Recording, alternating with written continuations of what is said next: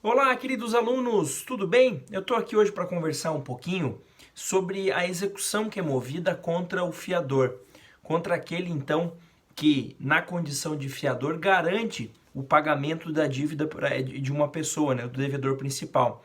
Muito comum contratos de fiança ligados a contrato de locação, isso é muito comum. E o que eu quero comentar hoje aqui com vocês é exatamente o contido no artigo 794 e explicar essa regra. Então, o 794 do CPC vai dizer assim: o fiador, quando executado, tem o direito de exigir que primeiro sejam executados os bens do devedor situados na mesma comarca, livres e desembargados, indicando-os pormenorizadamente a penhora. Palavra difícil de falar, né? O que isso quer dizer? Quer dizer o seguinte: imagine que eu tenha lá um contrato de locação, e esse contrato de locação, quando ele é assinado pelo devedor e por mais duas testemunhas, ele é um título executivo extrajudicial. Imagine ainda que esse contrato tenha lá então a presença do fiador. Então seja um contrato de locação e junto com ele um contrato de fiança, tá?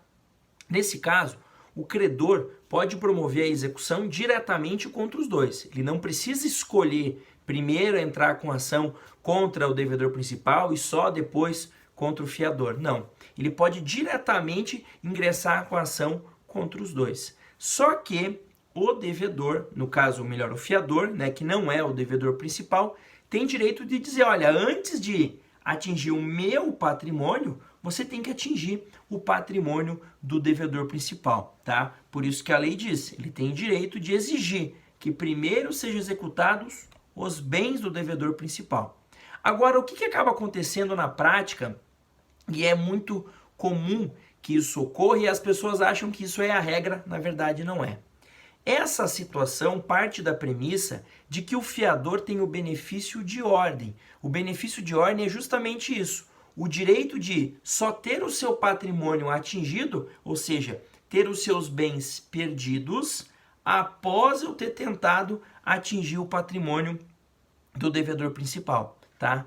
Só que o que ocorre? É muito comum nos contratos de fiança o fiador assinar a renúncia ao benefício de ordem. Então, repito, a regra é que o fiador tenha este benefício de ordem, mas muitas vezes ele renuncia a este benefício de ordem. Então, no contrato de fiança que ele faz, ele declara expressamente que abre mão do benefício de ordem.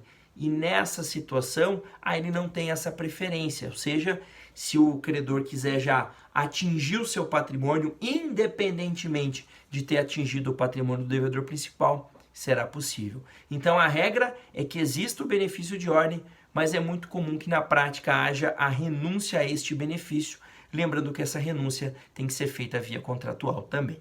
Beleza? É isso então, um grande abraço, bons estudos e até mais.